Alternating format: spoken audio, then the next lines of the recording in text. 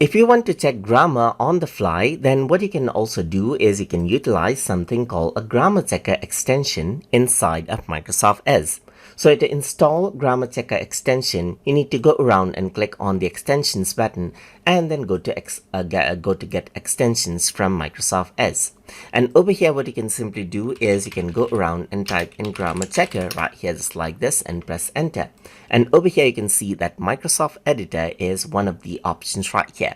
There's other grammar checkers over here as well, but let me just go around onto this particular extension right here and click on get. So once you do that, you can go around and add an extension over here, just like this. And you can see that installed over here, just like this. So now you can see that this is a multi-language like proofing error support right here. So let me just go around over here onto, let's say, for example, something like online notepad right here, just like this. And let me just go around over here and then go around onto online notepad so that I can go around and type in something. So let me just go around over here and then start typing. Like, let's say, for example, I'm going to go around and say, hello, how are you, right here, just like this. And you can see that this is what you have.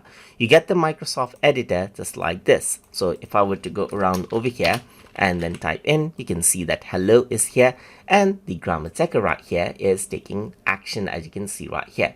I can go around and show it in toolbar, and this is the grammar checker, as you can see right here, and it is suggesting spellings. I can disable the spelling suggestion over here just like this as well, or I can go around disable the grammar suggestion, and I can also show synonyms over here. And the proofing language right here is English, and that is what you have right here. And this is what you have, as you can see, and you can go around and see more commands and everything out right here and check everything on the fly right here by using the grammar checker just like this. And that is how you can utilize the grammar checker extension inside of Microsoft Edge. So hope you guys learned something as always. And as always, please like, comment, share, and subscribe.